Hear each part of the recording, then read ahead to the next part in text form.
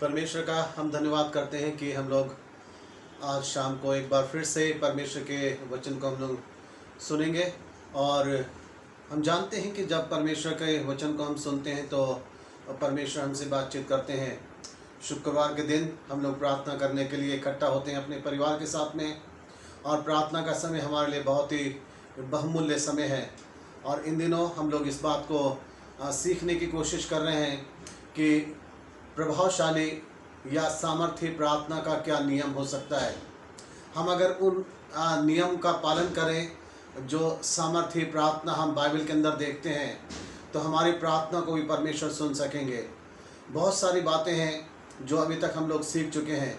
आज फिर से हम लोग देखना चाहते हैं लूका का सुसमाचार और उसके 8वें अध्याय में से कि सामर्थ्य प्रार्थना का क्या नियम है। एक व्यक्ति, एक विश्वासी जब प्रार्थना करता है तो उसकी ये इच्छा है कि उसकी प्रार्थना सुन ली जाए। हमारी चाहे वो प्रार्थना किसी भी आवश्यकता के लिए है, चाहे हम अपने किसी भी ज़रूरत के लिए जब प्रार्थना करते हैं परमेश्वर से, तो हम ये चाहते हैं कि हमारी प्रार्थना को परमेश्वर स्वीकार कर ले और सुन ले। और जब हमारी प्रार्थना नहीं सुनी जाती है तो हमें निराशा होती है, और हमें ज़रूरत है कि ऐसे समय में अपने आप को हमें बहुत जांचना है। हमें अपने आप को देखना है कि मेरी प्रार्थना आखिर क्यों नहीं सुनी गई। कई बार हमें परमेश्वर चाहते हैं कि हम इंतज़ार करें। इंतज़ार करने का मतलब ये है कि हम परमेश्वर के समय का इंतज़ार करें। हम परमेश्वर के उस कार्य को हम सपोर्ट कर सकें जो परमेश्वर एक कार्य करने के लिए तैयार हैं। वो हमें देना चाहते हैं, हमारी ज़रूरत को पूरा करना चाहते हैं, लेकिन परमेश्वर जो है वो कुछ कर रहे हैं कार्य कि तब वो एक समय पूरा होगा और हमारी ज़रूरत को पूरा कर सकेंगे। तो हमें ज़रूरत है कि हम बाट जो परमेश्वर की हम इंतज़ार करें। और जिसने भी इंतज़ार करा है परमेश्वर ने समय से उनको बहुत आशीष दी है, क्योंकि परमेश्वर हमसे चाहते हैं कि हम सच में ऐसी प्रार्थना करें जो परमेश्वर स्वीकार कर ले। बाइबल के अंदर हमें कई सारे लोग ऐसे मिलते हैं जिन्होंने दुआ करी है, जिन्होंने प्रार्थना करी है, और जब उन्होंने प्रार्थना करी है तो परमेश्वर ने उनकी प्रार्थना को सुना है। ऐसी भी जगहें हैं जहाँ पे प्रार्थना नहीं स्वीकार करी गई, कई लोगों की दुआ नहीं भी सुनी गई, ऐसे भी लोग हैं। तो उनका कुछ एक गलत सिस्टम था, गलत नियम उन्होंने इस्तेमाल करा, और इसलिए शायद उनकी प्रार्थना सुनी नहीं गई। लेकिन आज हम लोग परमेश्वर के वचन से उत्साहित होना चाहते हैं, और हम आज एक बार फिर से देखना चाहते हैं कि मेरी प्रार्थना सुनी जाए, उसका क्या नियम है, सामर्थ्य प्रार्थना का क्या नियम हो सकता है। लूका का सुसमाचार और उसका 8 अध्याय हम लोग देखेंगे। यहाँ पे एक व्यक्ति के बारे में लिखा है, और उस व्यक्ति का नाम है याइर। जब हम एक गीत गाते हैं मेरे महबूब प्यारे मसीहा, तो उसके अंदर एक कड़ी हम ये भी गाते हैं कि मर गई थी जो याइर की बेटी। परमेश्वर चाहते हैं कि हम इस पाठ से भी हम सीख सकें कि जब याइर की बेटी बीमार थी और वो मरने पर थी, तो याइर ने आके कैसे दुआ करी, कैसे उसने प्रार्थना करी प्रभु यीशु मसीह से। उसके जीवन से हम 3 चीज़ों को हम लोग देखना चाहेंगे जो याइर ने करा है। परमेश्वर हमें भी सिखाना चाहते हैं कि शायद हमारे जीवन की भी कई कठिन बातें हो सकती हैं, परेशानी हो सकती है, मुश्किल हो सकती है, परंतु हम लोग अपनी उम्मीद ना छोड़ें, हम प्रार्थना करें, हम परमेश्वर के पास हम जाएं अपनी बातों को लेकर। 3 चीज़ें हम लोग देखना चाहते हैं सामर्थ्य प्रार्थना के नियम के अंदर। आज फिर से 3 बातें मैं बताना चाहता हूँ। पहली चीज़, और वो ये है कि प्रभु हमसे चाहते हैं कि हम उसके आगे अपनी चिंता और अपने सारे फिक्र जो है हम उसके आगे लेके आएँ। किसी और इंसान के आगे नहीं हम लेके जाएं, हम अपने मन के बोझ को, अपनी चिंता को हम प्रभु के आगे लेके आएँ। जब हम पढ़ते हैं इसका 41 वचन, लूका का सुसमाचार उसका 8 अध्याय और उसका 41 वचन जब हम पढ़ते हैं तो यहाँ लिखा है, इतने में याइर नामक एक मनुष्य जो आराधनालय का सरदार था आया, और यीशु के पांव पे गिर के उसने विनती करने लगा कि मेरे घर चल। यहाँ पर हम देखते हैं कि याइर नाम का व्यक्ति है, उसके मन में एक चिंता है अपनी बेटी के लिए, उसके मन में एक फिक्र है, चिंता है, क्योंकि उसकी बेटी बीमार है और वो बहुत परेशान है, बहुत वो मुश्किल में है, बहुत चिंता में है। वो अपनी बेटी को अपनी आंखों के आगे लगातार बीमारी से जूझता हुआ वो नहीं देख सकता, इसलिए वो निराश है। शायद उसने अपने आप से पहले कोशिश करी होगी, उसने इलाज कराया होगा, उसने प्रयास करा होगा, लेकिन जब उसके बात वश में नहीं रही तो अब उसको एक ही बात नजर आई कि अब मैं अपनी इस चिंता को मैं किसके पास ले जाऊं, और उसको अच्छा ही लगा कि मैं अपनी चिंता अपने प्रभु के आगे मैं ले जा सकता हूं। ये बड़ा एक अच्छा व्यक्ति था, आराधनालय का ये सरदार था, मुखिया था ये, लेकिन इसके जीवन के अंदर भी जब परेशानियां आई, इसने अपनी बेटी को अपनी आंखों के आगे उसने दिन प्रतिदिन धीरे धीरे करके बीमारी से जूझते हुए देखा, और उसकी बीमारी बढ़ती चली गई, बहुत बढ़ती चली गई। ऐसे समय में जो इसको बात समझ में आई, अच्छी लगी, वो ये लगा कि मेरे मन की जो चिंता है, रात दिन मैं अपनी बेटी के विषय में सोचता हूँ, रात और दिन जब मैं ड्यूटी पे रहता हूँ, नौकरी पे रहता हूँ, उस समय में भी मैं अपनी बेटी के बारे में सोचता हूँ, क्योंकि मेरी बेटी बहुत ज़्यादा बीमार है, मेरी बेटी बहुत ज़्यादा बीमारी से ग्रसित है। और ये चिंता उसके मन में बहुत ज़्यादा घर करती गई, बहुत बैठती चली गई, और वो निराश निराश निराश होता चला गया। और तब उसको ये अच्छा लगा कि अब मैं क्या कर सकता हूँ। ऐसे समय में मैं जा सकता हूँ केवल उस जगह पे, उस व्यक्ति के आगे जो सबकी चिंताओं को देखता है, ध्यान करता है, जिसको सबका ध्यान है, मैं उसके पास जा सकता हूँ।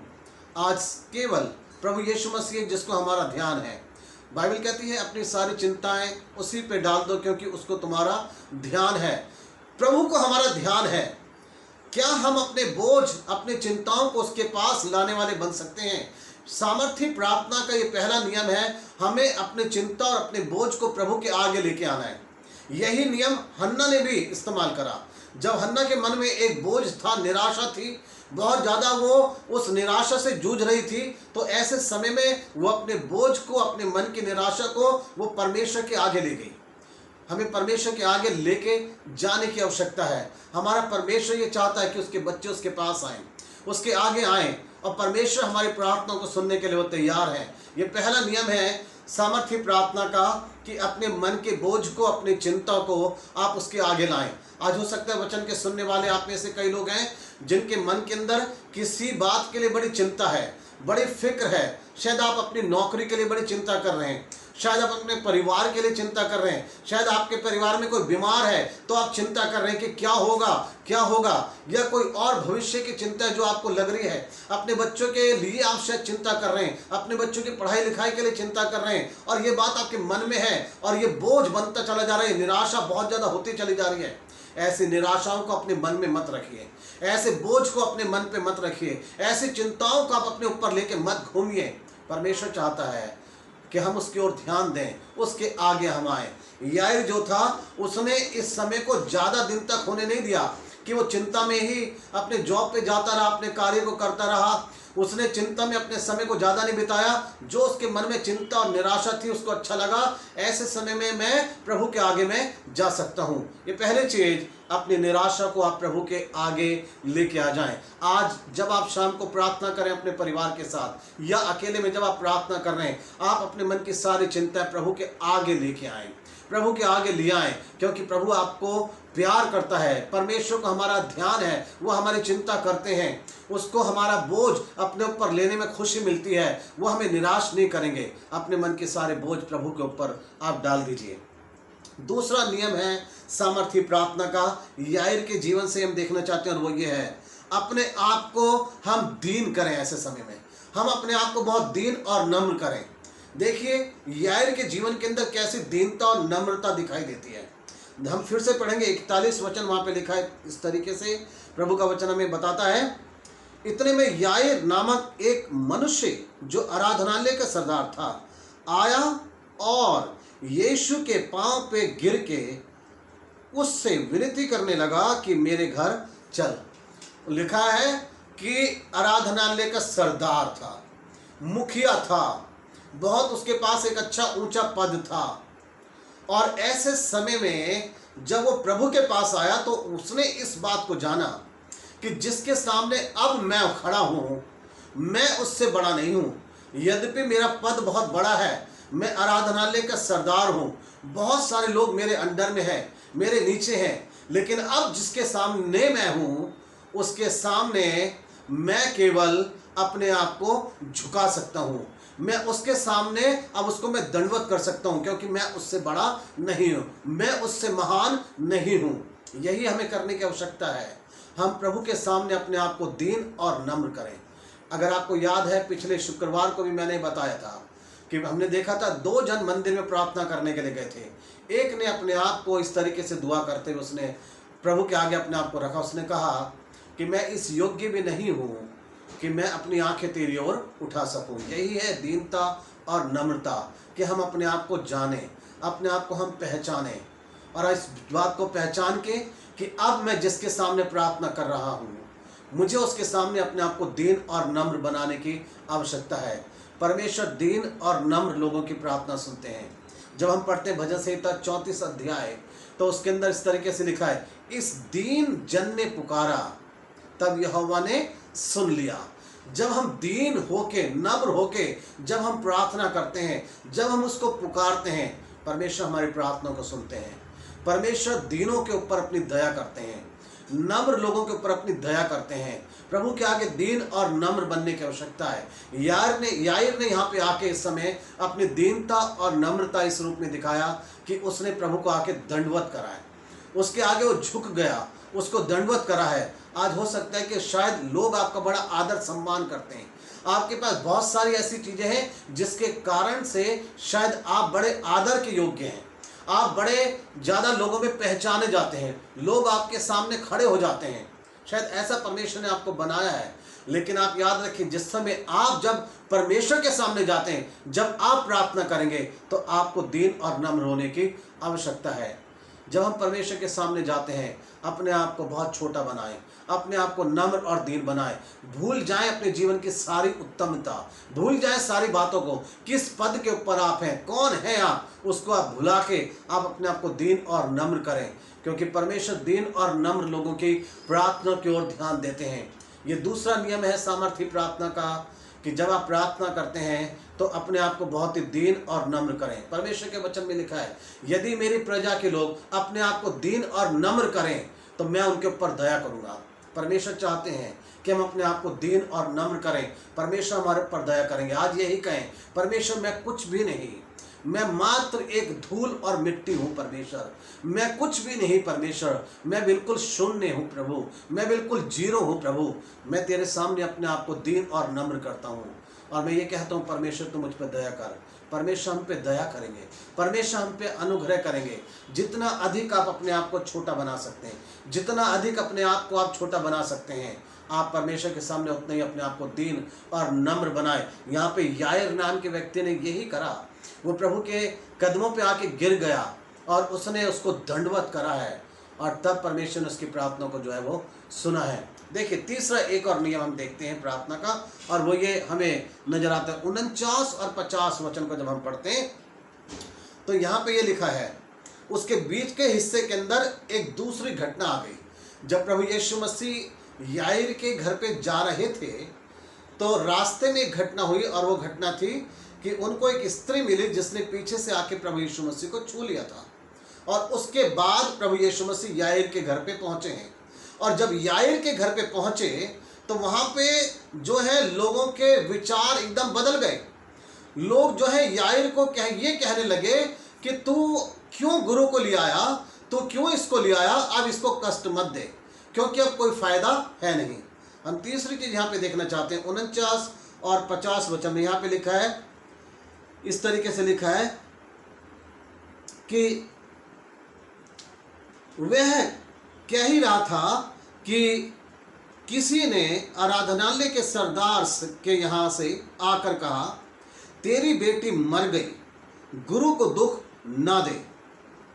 यहाँ पे याईर को यह कहा गया कि अब तू गुरु को कष्ट मत दे, क्योंकि तेरी बेटी जो है वो मर गई। जिस समय याईर वहां पे आया था, उस समय में जो याईर की बेटी थी वो बीमार थी, लेकिन प्रभु यीशु मसीह को आने में थोड़ा विलंब हुआ।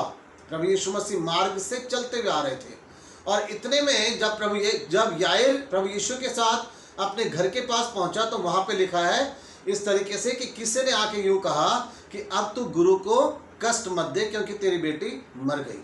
जो तीसरी चीज हमें ध्यान देना वो ये है कि हो सकता है कि लोग भी हमसे यही कहें कि अब कोई भी फायदा नहीं है प्रार्थना करने का, अब कोई भी फायदा नहीं है चर्च जाने का, अब कोई भी फायदा नहीं है बाइबल पढ़ने का, क्योंकि हमारा काम तो अब बन ही नहीं रहा, अब सब कुछ बेकार है। यहाँ लोगों को यही कहते हुए हमने देखा है, जो याईर को यूं कह रहे हैं कि अब कोई फायदा नहीं है, गुरु को कष्ट मत दे कि वो यहाँ पे आए और वो कुछ करे, क्योंकि अब तो समय हाथ से चला गया, अब तो कोई भी आशा नहीं है, कोई उम्मीद है ही नहीं, क्योंकि तेरी बेटी मर गई। आज हो सकता है शायद बहुत सारी ऐसी ही निराश करने वाली बातें आप भी सुन रहे हैं, आपके कानों में भी ऐसी ही बातें पड़ती हैं, अब कोई फायदा नहीं, अब कुछ हो ही नहीं सकता, अब कोई उम्मीद ही नहीं है, अब तुम्हारी नौकरी चली गई, तुम्हें नौकरी मिलेगी नहीं, अब तुम कभी ठीक होगे नहीं, अब तुम्हारा कोई काम बनेगा नहीं, अब कभी तुम सही से रह ही नहीं सकते हो, अब कभी कुछ हो ही नहीं सकता। शायद ऐसी बातें आपके कानों में भी पड़ती हैं, आपके परिवार के लोग ऐसा कहते हो, आपके मित्र ऐसा कहते हो, आपके कलीसिया के लोग ऐसा कहते हो, शायद ऐसी बातें आप सुनते हैं कि अब कुछ भी हो नहीं सकता है। परंतु मैं आपको जो तीसरी चीज बताना चाहता हूँ, सामर्थ्य प्रार्थना का जो तीसरा नियम है वो ये है, अपना विश्वास बना के रखें, अपना विश्वास बना के रखें।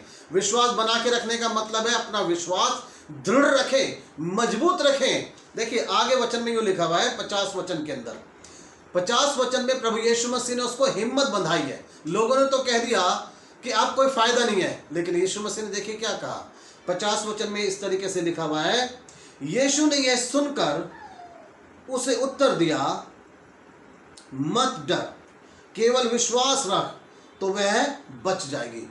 ये प्रभु यीशु मसीह ने कहा। उन्होंने कहा कि यह सुनकर यीशु ने कहा मत डर, केवल विश्वास कर तो तेरी बेटी बच जाएगी।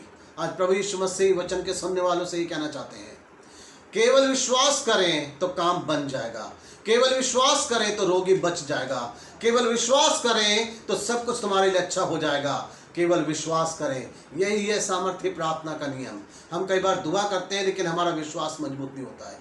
विश्वास इसलिए मजबूत नहीं होता है क्योंकि हमारे कानों के अंदर ऐसे निराश करने वाली बातें पड़ती हैं, ऐसे निराश करने वाली बातों को हम सुनते हैं, लोगों के द्वारा हम सुनते हैं, लोग हमें निराश करते हैं। लेकिन याद रखिए यीशु क्या कह रहे हैं, प्रभु यीशु मसीह आज आपसे ये कह रहे हैं, विश्वास कर तो तेरी बेटी बच जाएगी। आज प्रभु यीशु मसीह वचन के सुनने वालों से कह रहे हैं, विश्वास करो तो तुम्हारे सारे काम बन जाएंगे। यही है प्रार्थना का नियम तीसरा, विश्वास करें और विश्वास की प्रार्थना के द्वारा रोगी बच जाएगा।